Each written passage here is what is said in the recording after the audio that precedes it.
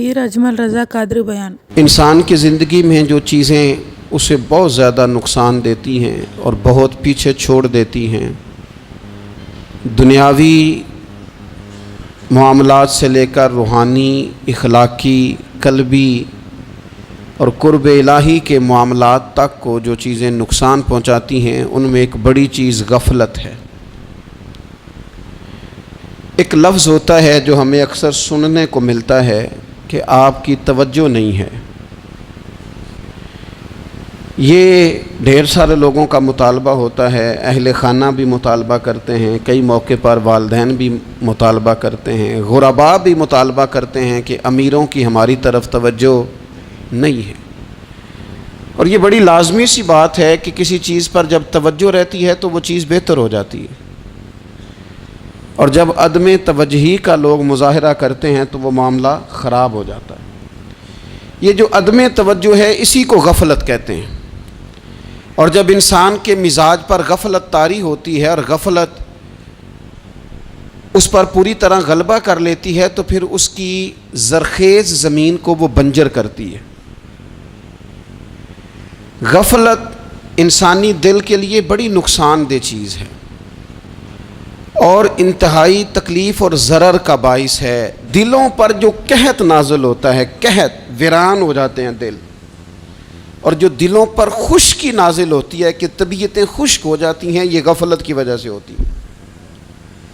जो लोग गाफिल हो जाते हैं ना, अपने मामलात का ध्यान नहीं रखते। देखे ना, आपको खाना खाते भी गाफिल नहीं होना चाहिए।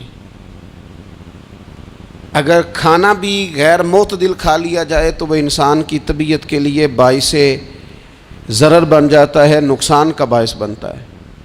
बात करते हुए भी गाफिल नहीं होना चाहिए। कई दफ़ा जुमले ऐसे निकल जाते हैं जो इंसान के लिए फिर शर्मिंदगी का बायस बनते हैं। इंसान को गाफिल होकर कोई काम नहीं करना चाहिए, गाफिल होकर, मदहोश और बेहोश होकर नहीं। गफलत दिल को वीरान करती है, तबीयत में खुश्की लाती है। गाफिल कभी ना बने। कुरान मजीद फुरकान हमीद ने इरशाद फरमाया कि इक़्तरब लिन्नास हिसाबुहुम, फरमाया लोगों के हिसाब का वक्त करीब आ गया। वहुम फ़ी गफलतिन मुरिदून, और वो अभी भी गफलत में मुंह फेरे हुए हैं। टाइम आ गया हिसाब देने का, लेकिन वो अभी भी गाफिल हैं। हमारे जो ज़्यादातर नुकसान ज़िंदगी में हुए हैं वो सिर्फ हमारी गफलत की वजह से हुए। हमने चीज़ों पर तवज्जो नहीं दी, चीज़ें गड़बड़ हो गई। जिस आदमी ने फूल लगाए हों, फल लगाए हों, खेती लगाई हो, वो दाना डाल के पानी दे के फारिग नहीं हो सकता, उसे तवज्जो करनी पड़ती है। और किसी ने कहा था माली जींदे हों तो फिर बूटे सोकदे नहीं। अगर मौजूद हो ना उनको सेंचने वाला, रखवाली करने वाला, तो फिर उनकी जड़ें कभी खुश्क नहीं हुआ करती। हमारी जो गफलतें हैं ये बड़ी ज़रर का बाइस हैं, नुकसान का बाइस। और मजबूरी माफ़ होती है, गफलत माफ़ नहीं होती। स्कूल में पढ़ते थे, मदरसे में पढ़ते थे, तो एक मजबूरी हो गई जी, खुदा न खास्ता घर में कोई परेशानी हो गई तो असातिज़ा उस पर सज़ा नहीं देते। कोई खुशी का मौका है, घर में फैमिली में किसी की शादी है, असातिज़ा उस पर सज़ा नहीं देते। लेकिन अगर कभी पता चलता था ना कि ये घर से तो आया था लेकिन मदरसे नहीं आया, ये स्कूल नहीं आया, रास्ते में गाफिल हो गया, तो ये बात खौफनाक थी। ये काबिल सज़ा जुर्म था कि तू गाफिल हो गया अपनी पढ़ाई से, तू घर से आया और यहाँ नहीं आया। गफलत काबिल सज़ा होती है, मजबूरी की माफ़ी होती है। हमारा आजकल जो मसला है वो गफलत का है। ढेर सारे लोग हैं, समझदार भी हैं, सियाने भी हैं, मामला फ़हम भी हैं, बाशऊर भी हैं, तालीम की डिग्रियां भी रखते हैं, लेकिन अगर उनकी ज़िंदगियों की तकलीफ़ों को देखा जाए और बेआबाद रूह को देखा जाए और सजदों से उनकी दूरी को देखा जाए तो एक ही बात समझ में आती है कि पता सारा है लेकिन ले डूबी है गफलत। तवज्जो नहीं की। लायक बच्चा भी नालायक तरीन ज़िंदगी गुजारता है, इसलिए कि उसके लायक होने के साथ साथ उसका तवज्जो करना भी तो ज़रूरी है ना। نرے لائق کا کیا فائدہ اگر وہ محنتی نہیں، اگر وہ توجہ ہی نہیں کرتا، اپنا سبق دھیان سے سنتا پڑھتا ہی نہیں، تو جتنا مرضی لائق ہو پیچھے رہ جائے گا۔ اور کئی نالائق ہوتے ہیں، رٹا لگا کے پاس ہوتے ہیں، پر چلو رٹا تو لگاتے ہیں نا، محنت تو کرتے ہیں نا، جد و جہد تو کرتے ہیں۔ کئی نالائق جد و جہد کے باعث آگے گزر جاتے ہیں، اور کوئی اسی چکر میں رہ جاتے ہیں، میں بڑا لائق ہوں، کل پڑھ لوں گا، پرسوں پڑھ لوں گا، ہفتہ تیاری کر کے پاس ہو جاؤں گا۔ اپنی زندگی سے غفلت کا پردہ اٹھائیں، اور غفلت اس کے لیے فیصلہ کرنے کی ضرورت ہوتی ہے، پلاننگ کرنے کی نہیں، فیصلہ کرنے کی ضرورت ہوتی ہے کہ میں نے اب غفلت کرنی۔ ہم نہ جب بھی کوئی پروگرام بناتے ہیں تو منصوبہ بندی شروع کر دیں، منصوبہ بندی نہ کریں، فیصلہ کریں، کہیں کہ میں نے غافل نہیں ہونا۔ غفلت غرق دنیا کا نام ہے، اپنے آپ کو غفلت سے بچائیں۔ آپ دیکھیں حضرت کعب بن مالک رضی اللہ تعالیٰ عنہ فرماتے ہیں، بخاری میں موجود ہے، فرماتے ہیں کہ جنگ میں پیچھے رہ گیا تھا، میرا خیال تھا کل چلا جاؤں گا، گھوڑے اور سواریاں میرے پاس تیز ہیں، مضبوط ہیں، پرسوں چلا جاؤں گا، تیزی سے بھاگ کے میں پہنچ جاؤں گا، میں قافلے کے ساتھ شامل ہو جاؤں گا، لیکن بس تھوڑی سستی ہو گئی، ذرا غفلت ہو گئی۔ آپ فرماتے ہیں جب سب لوگ چلے گئے حضور علیہ السلام کے ساتھ جہاد میں اور میں پیچھے رہ گیا، تو پھر جب چند دن گزر گئے اور محبوب کے واپس آنے کا ٹائم ہو گیا، تو اب میں غور کرتا سمجھتا تو مجھے مدینے میں یہاں بزدل لوگ نظر آتے، اور کون نظر آتے؟ جو منافق تھے، وہ منافق بزدل دکھائی دیتے، یا مجھے عورتیں اور بچے دکھائی دیتے۔ میں پریشان ہوا، حضور واپس آ گئے۔ جنہوں نے بہانے کیے تھے نا منافقین نے، یہ مجبوری تھی اس لیے نہیں جہاد پہ گئے، یہ جنہوں نے بہانے کیے تھے انہیں مل گئی معافی، اور میں نے سچ بولا، میں نے کہا یا رسول اللہ میں غافل ہو گیا تھا۔ اب کہتے ہیں میں نے جب کہا نا حضور سستی ہو گئی تھی، ذرا غفلت ہو گئی، تو بندہ محبوب سے ہی غافل ہو جائے، بندہ وہیں سے غافل ہو جائے۔ جو دم غافل سو دم کافر، سانو مرشد اے ہو پڑھایا۔ جب کہا نا حضور وہ غلطی ہو گئی، کوئی مجبوری نہیں تھی، تو فرماتے ہیں باقیوں کو معافی مل گئی، میرے ساتھ حضور ناراض ہو گئے۔ ایک دن نہیں، 2 دن نہیں، 50 دن حضور ناراض رہے۔ مدینے کی گلیوں نے مجھے پہچاننا چھوڑ دیا، در و دیوار سے مجھے یوں لگتا تھا کہ میں پردیسی ہوں۔ فرماتے ہیں میں مسجد میں آتا تھا، میں جب محبوب کو دیکھتا تو حضور رخ انور پھیر لیتے، اور مجھے پتا تھا جب میرا چہرہ ادھر ادھر ہوتا تو پھر کریم رحمت کی نظر فرماتے ہیں 50 دن مسلسل۔ پھر مجھے حکم ہوا کہ بیوی بھی بھیج دو، میکے بچے بھی بھیج دو، ننھال یعنی تنہا رہ جاؤ۔ فرماتے ہیں وہ میں نے قید تنہائی کاٹی، لیکن شکر اللہ کا یہ ہے کہ میں سچا تھا، بس ذرا بھول گیا تھا، بس ذرا غفلت ہو گئی تھی۔ تو فرماتے ہیں پھر اللہ تبارک و تعالیٰ نے میرے اوپر فضل یہ فرمایا کہ میری توبہ کا اعلان رب نے قرآن مجید میں فرمایا۔ تو غافل نہ بنے کبھی بھی۔ ہمارا نا مسئلہ یہ ہے، اور آپ نے ناراض نہیں ہونا، ڈھیر سارے لوگ غافل ہو جاتے ہیں، مالدار بھی غافل ہیں، صاحبان علم بھی الا ماشاء اللہ بہت ساری جگہوں پہ غافل ہیں۔ جن لوگوں کو 4 لوگ جاننے لگ جاتے ہیں، کوئی مقام حاصل ہو جاتا ہے، وہ بھی بہت ساری جگہوں سے غافل ہو جاتے ہیں الا ماشاء اللہ۔ غفلت بڑی تکلیف والا منظر ہے۔ جو لوگ سمجھتے ہیں نا میں اب گڈ بک میں آ گیا ہوں، اب میں اچھا ہو گیا ہوں، اب میرے لیے خیر کہا جاتا ہے، مجھے اچھائی شاید یہ مستقل میرے ساتھ رہے گی، تعریف ہی ہوگی ہمیشہ، وہ بھی غافل ہو جاتے ہیں۔ اور یہ غفلت ٹھیک نہیں ہوتی۔ وجہ دیکھنی چاہیے کس وجہ سے انسان کو وقار مل رہا، عزت مل رہی۔ اپنی زندگی سے غفلت کو اتار پھینکیں۔ تھوڑی دیر کی تو غفلت ہوتی ہے، لمبی تو نہیں۔ 2 منٹ کے لیے صرف اس نے ڈرائیونگ کرتے ہوئے چہرہ موبائل کی طرف کیا تھا، 2 ہی تو منٹ لگے تھے۔ لمحوں نے خطا کی تھی، صدیوں نے سزا پائی۔ لمحوں نے خطا کی تھی، صدیوں نے سزا پائی۔ ایک لمحے کے لیے غافل ہوئے تھے اور صدیاں، نسلیں روتی رہ گئیں پیچھے۔ بچے تڑپتے رہ گئے، اہل خانہ پریشان رہ گئے، ماں باپ ساری زندگی روتے رہے، لیکن یہ 2 منٹ کے لیے یہ غفلت جو ہے یہ بڑی تکلیف والا معاملہ. اپنی زندگی سے غفلت کو اتارنا ہے، غافل نہیں بننا، ہر وقت توجہ اور ساری باتوں پہ توجہ. بعض اوقات لوگ ایک طرف توجہ کر کے ایک طرف سے غافل ہو جاتے ہیں. نہ، توجہ ہمہ پہلو رکھنی ہے.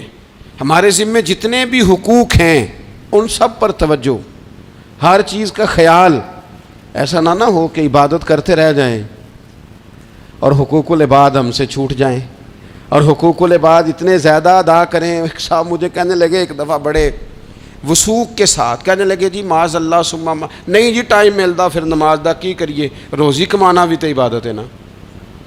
تو میں نے کہا آپ نے عبادت کرنا ایک حصہ قبول کیا ہے، آپ نے کل عبادت نہیں قبول کی. عبادت کل ہے، ہمہ پہلو. ایک حصہ آپ قبول کر کے نکل گئے اور باقی آپ نے چھوڑ دی. تو کسی ایک طرف سے بھی غافل نہیں ہونا. جتنی ذمہ داریاں ہیں، جتنی ڈیوٹیاں ہیں، ان سب کا خیال. اور جو بڑا آدمی ہوتا ہے، بڑا گھر میں بڑا ہو، قبیلے میں بڑا ہو، علاقے میں بڑا ہو، ادارے میں بڑا ہو، کلاس میں بڑا ہو، جو بڑا ہے اس کی تو ساری آنکھیں کھلی ہوئی ہونی چاہیے.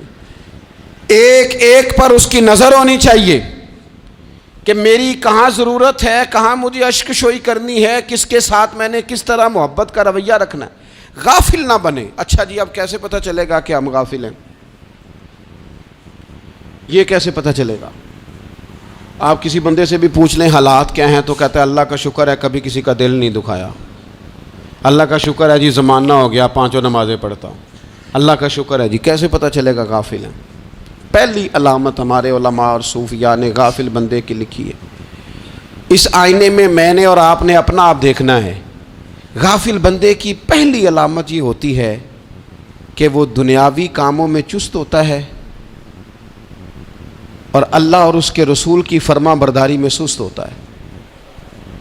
یعنی نماز کے وقت تو اسے نیند ستاتی ہے، پریشانی ہوتی ہے، لیکن اگر کسی جگہ مال مل رہا ہو، پیسے مل رہے ہوں، وہاں جانا ہو تو پھر اسے کوئی چیز بھی تنگ نہیں کر. دنیاوی کاموں میں چست ہوگا، یعنی ٹی وی کے آگے، موبائل کے آگے وہ گھنٹوں بیٹھا ہوا ہے.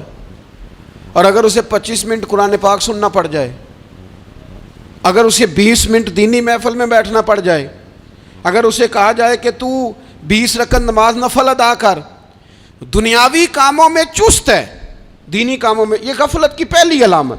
پھر ذاتی معاملات پہ پیسہ خرچ کرنا ہو تو ڈھیر سارا ہے، کسی غریب کی مدد کرنی ہو تو. وہ ہمارے ایک دوست ہیں، وہ اکثر کہا کرتے ہیں، وہ کہتے ہیں آج کل کسی سے کہنا فلائی کام میں، دینی کام میں، کسی کی مدد میں کچھ 4 پیسے خرچ کرنے ہیں تو لوگ کہتے ہیں ہاتھ تنگ ہے. ہاں کوئی سستا پلاٹ ملتا ہو نا، اور اگر یہ سمجھ آ جائے کہ وہ مجبور ہے بیچارہ بیچنے والا، تو پھر کہتے ہیں میں 2-3 دوستوں کو پھاڑ لے سن. ذاتی کاموں میں جب بندہ چست ہو اور دینی کاموں میں سست ہو تو مطلب یہ ہے کہ بندہ غافل ہے. پہلی علامت غفلت کی. اور غفلت کی دوسری نشانی یہ ہے کہ انسان گناہ کے کاموں کو معمولی سمجھنے لگ جاتا ہے. یہ غافل بندے کی نشانی ہے. گناہ کو معمولی سمجھتا ہے، چھوٹا سمجھتا ہے. آج کل لوگ کہتے نہیں میں کو اکیلا کر رہا ہوں، ساری دنیا ہی کرتی ہے. اور جناب کیا ہو گیا اگر یہ غلطی ہو گئی تو بندے سے ہو ہی جاتا ہے. گناہ کو معمولی سمجھنا، چھوٹا سمجھنا اور کہنا پھر کیا ہو گیا ہے، انسان سے غلطی ہو جاتی ہے. آپ دیکھ لیں کہ سینکڑوں بیسیوں گناہوں کا بوجھ ہمارے سروں پہ ہوتا ہے، لیکن کوئی ہمارا دبدبہ ہے، کوئی ہماری گفتگو ہے، کوئی ہمارے جملوں میں خود پسندی ہے، کوئی ریاکاری ہے، کوئی تصنع ہے. یہ غافل بندے کی علامت ہے. نبی اکرم صلی اللہ تعالیٰ علیہ وآلہ وسلم نے فرمایا مومن اپنے گناہوں کو پہاڑ کی طرح سمجھتا ہے. یہ بخاری میں حدیث ہے.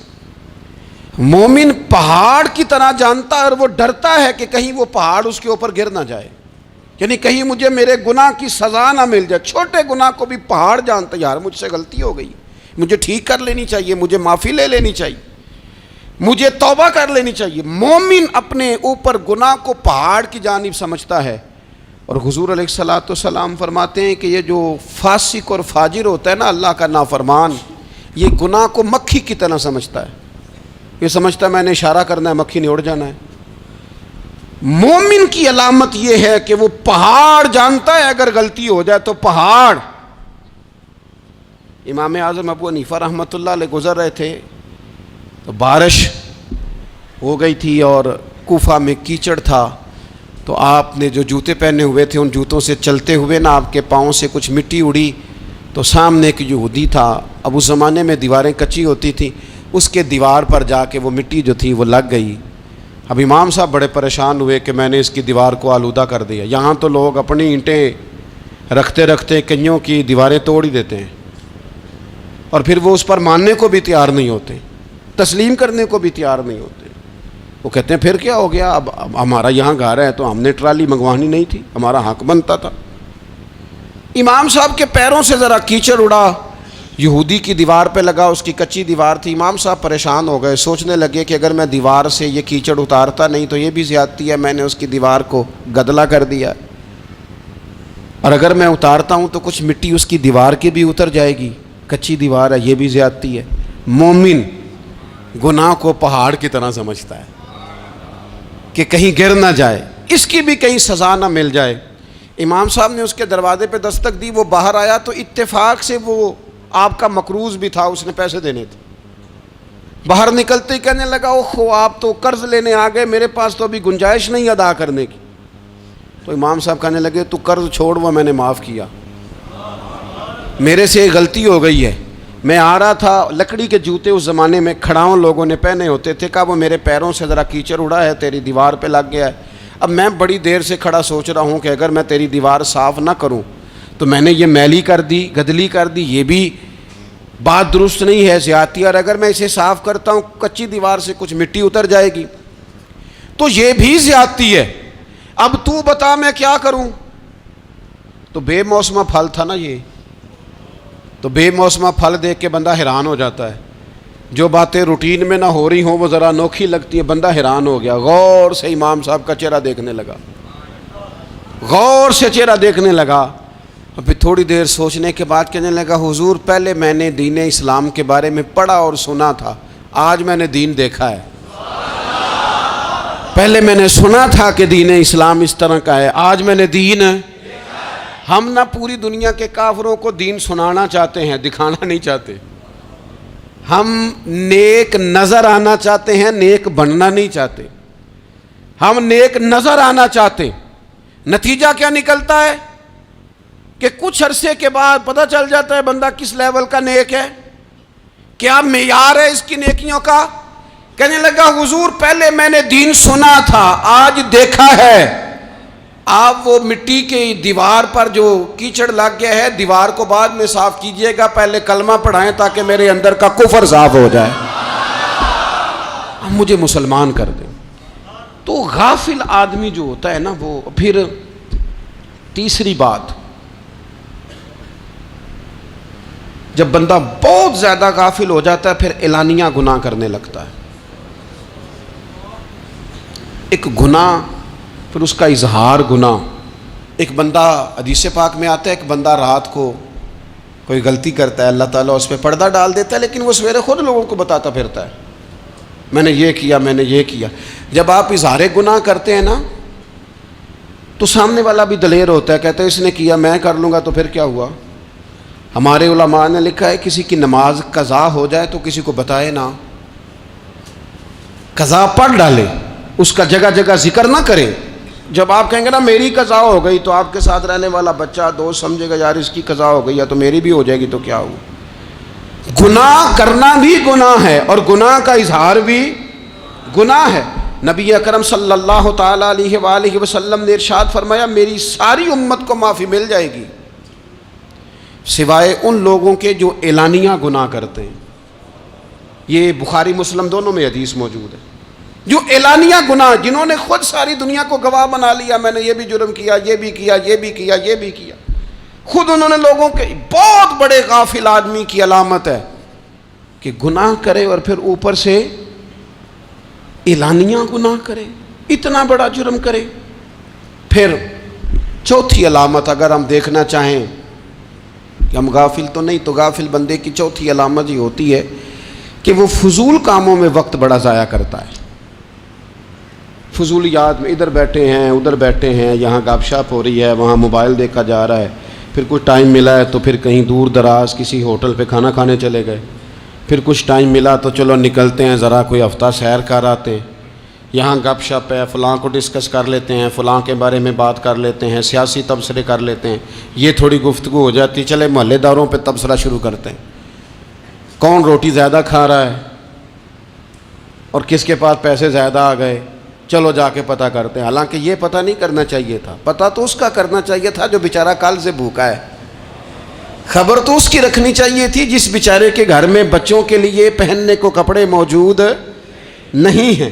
اس پر تبصرہ یہ کرتے ہیں کہ یہ محنت کیوں نہیں کرتے, اور اگر کسی پر اللہ عطا کر دے پھر حساب ضرور لگاتے ہیں کہ ذرا معلومات کرو یہ اتنی جلدی آگے کیسے نکل گئے. غافل بندے کی علامت ہے وقت کا ضائع کرنا اور فضول کاموں میں ضائع کرنا اور بلا وجہ ضائع, اور ایسے سوالات کرنا جن کی ضرورت ہی کوئی نہیں, بالکل ضرورت ہی نہیں, کوئی مطلب ہی نہیں. لیکن ہم لوگ وقت ضائع, یہ غفلت کی علامت, غفلت. اللہ والوں کی علامت کیا تھی؟ ایک بات انہوں نے زندگی میں لے لی, سیکھ لی, پھر ساری زندگی اسی پہ گزار دی. ان کا ارادہ تھا نا کشکول سیدھا کیا. کچھ لوگ ساری زندگی لیکچر قبول لے لے کے سن کے پھر بھی سمجھنے کو تیار. یہ غافل دل کی علامت ہے. اس لیے نبی پاک صلی اللہ تعالیٰ علیہ وسلم نے فرمایا دو نعمتیں ایسی ہیں جن میں اکثر لوگ غفلت میں ہیں, ایک صحت اور دوسری فراغت. لوگ بلا وجہ وقت ضائع کرتے ہیں. اللہ نے صحت دی ہے, کسی خیر کے کام میں لگائیں. اگر آپ کے پاس فارغ وقت ہے تو قرآن پاک کو یاد کریں, ترجمہ اور تفسیر سے پڑھیں, محبوب پاک علیہ السلام کی احادیث کو یاد کریں, اللہ والوں کی باتیں سنیں. وقت ملے تو عبادات میں لگائیں, نوافل میں لگائیں, تلاوت میں لگائیں, ذکر اذکار میں لگائیں, اور پھر اللہ مزید توفیق عطا کرے تو کسی کے بھلے میں وقت لگائیں. گلی سے کوئی کانٹا اٹھائیں, کوئی روڑا اٹھائیں, کوئی کسی کی مدد کریں. لیکن یہ غافل ہونے کی علامت ہے کہ اپنے وقت کو ضائع کرنا. اور پھر اسی طرح غفلت کی پانچویں علامت یہ ہے کہ اگر بندے کو دنیا سے پورا پیار ہو جائے, یعنی شب قدر میں بھی آ کے کہتا ہے یا اللہ کبھی پیسے دے دینا, شب برات والے دن بھی کہتا ہے کہ مالک اگر کبھی کوئی ایسا سبب لگ جائے نا, یعنی بیت اللہ شریف کے سامنے کھڑے ہو کے بھی اگر اس نے مال ہی مانگنا ہے وہاں بھی اس نے یہی سوال کرنا ہے, حب پہ دنیا اتنی غالب آ جائے. تو یہ غافل ہونے کی علامت. دنیا ضرورت ہے, مقصد نہیں ہے. دنیا کی حاجت ہے, مقصد نہیں ہے. یہ مقصود نہیں. اور جب لوگ فقط دنیا کے مال کو, دولت کو, نبی پاک علیہ السلام نے فرمایا وہ لعنتی ہے جو درہم اور دینار کا بندہ بن گیا ہے, پیسوں کا بندہ بن گیا ہے. مل جائے تو خوش ہوتا ہے, نہ ملے تو تکلیف میں آ جاتا ہے. یہ غافل بندے کی علامت. مومن تو وہ ہوتا ہے کہ دولت رزق حلال ضرور کماتا ہے تاکہ کسی کے آگے ہاتھ نہ پھیلانا پڑے, کوشش ضرور کرتا ہے, پر دنیا کو جیب میں جگہ دیتا ہے, دل میں نہیں دیتا. اس کی جگہ جہاں ہے اسے وہاں رکھتا ہے, اسے دل میں جگہ. دل تو ایک ہے, اس میں رب و رسول کو بسائیں گے یا کسی اور کو بسائیں گے. تو حب دنیا یہ غافل ہونے کی بہت بڑی علامت ہے. پھر اسی طرح جو بندہ رب کریم کو جانتا نہیں نا وہ بھی غافل ہو جاتا ہے. ایک تو جو یہ نہیں نہ جانتا کہ رب کریم سزا دے گا, مجھے دیکھ رہا ہے, اسے نہ اونگ آتی ہے نہ نیند آتی ہے, جو اس کی معرفت نہیں رکھتا کہ میرا رب ہر وقت مجھے دیکھ رہا ہے, وہ بھی غافل ہو جاتا ہے. جسے پتہ ہونا کہ مجھے دیکھ رہا ہے وہ غافل نہیں ہوتا. اور جو یہ سمجھ لیتا ہے نا کہ شاید معاذ اللہ ثم اس یقین کو پکا نہیں کرتا, وہ غافل ہو جاتا ہے. اور ایک جو یہ نہیں نہ جانتا کہ رب مہربان کتنا ہے وہ بھی غافل ہو جاتا ہے.